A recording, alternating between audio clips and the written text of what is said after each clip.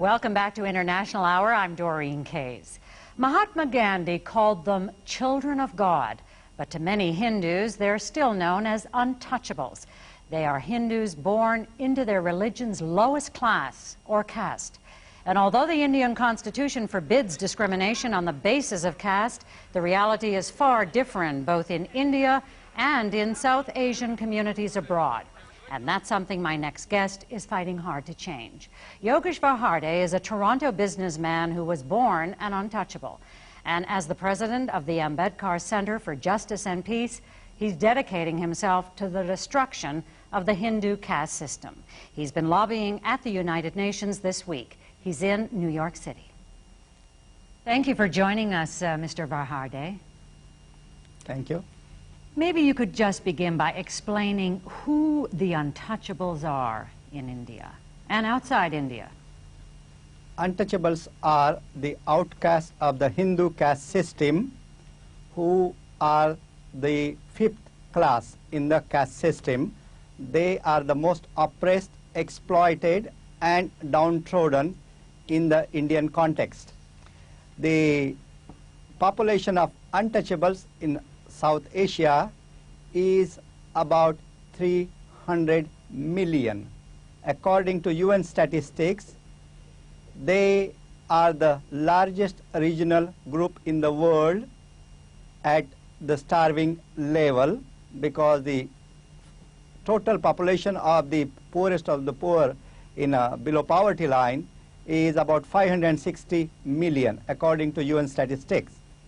Now, these untouchables are mostly the landless labor, the bonded labor, the child labor, and their main occupations in the villages are the most filthy: cleaning the latrines, cleaning the streets, carrying the human excreta on the head, carrying the dead animals, and so does also cities.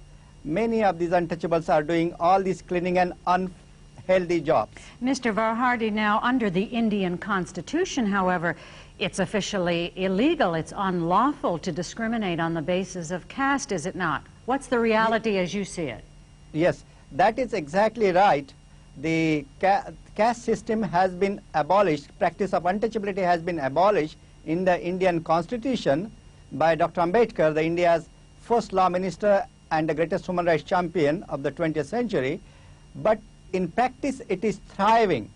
The reason is less than 10% to 15% of the population of India is high caste Hindus who control 80% of the nation's wealth, money, media, power, bureaucracy, police and judiciary. So they would like to have these free slaves for another 2,000 years, because they already have for the last 2,000 years. And they would like to do everything possible. And since our people are totally helpless, they are barely surviving as a subhuman beings, they are unable to get to the power. And this is why, and our children, who are nearly about 80 to 100 million in South Asia, India alone may have about 70 to 80 million, that's anticipated. These children have no hopes of living a normal, dignified life. These children are trapped in the slavery and slave-like conditions, which is more cruel than the apartheid of South Asia, South Africa. This is why I would like to dismantle this system and bring some dignity and life to our children who have no escape. Indian Constitution provides all the provisions.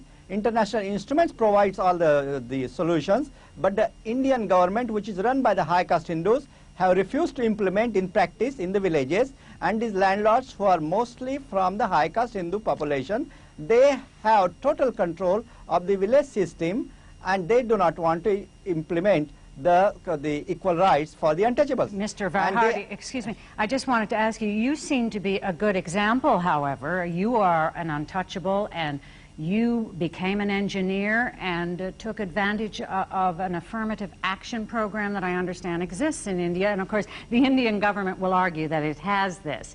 That's how you got your education. Cannot people rise above the system?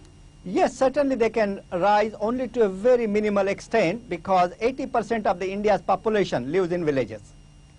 So they do not have any escape of survival in the cities where they are uneducated, illiterate people, and they are kept that way systematically so that the caste system and the practice of untouchability would continue forever. I grew up in the city, but I had a lot of relatives in the villages to whom I used to visit, and I used to observe the practice of caste system where they cannot get a water even, they cannot even touch the water. In the city life, when we go to the university colleges, we have a subtle discrimination, but we can survive that. And I continued under the affirmative action program provided by the Indian Constitution. But the percentage is very small. Even the Indian Constitution provides the senior positions on a bureaucratic ladder, and many times the high caste Hindus who are running the nation, they stop us from climbing the ladders, so that out of the 14.5% of reservations, only about 4 or 5% reservation is filled up to now in 50 years of the independence. Mr. Varhade, the recent election of an untouchable like Phulan Devi, will this not do anything to help India's untouchables briefly?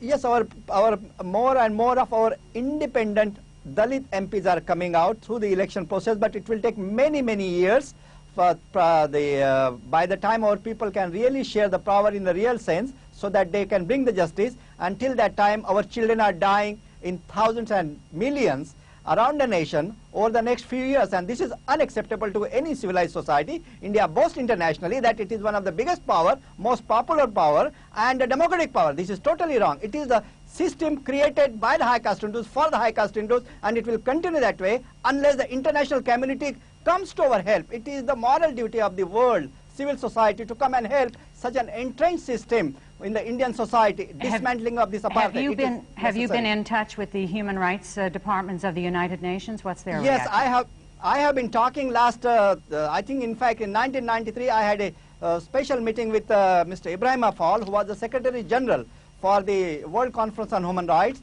We brought this issue very seriously there, and they told us that they cannot make the same exception of creating an apartheid of South Asia, that sort of format in the UN, because the previous one, South African apartheid, was approved by the General Assembly, and we have to follow the regular channel. In the meantime, our children are dying and suffering is continuously going on. Sometimes even in the villages, even the women are paraded naked. Look at this society. Is it a civil society or a sick society? I'm afraid we'll have to stop there, Mr. Varhade. Thank you very much for this. Thank you. Thank you for inviting me.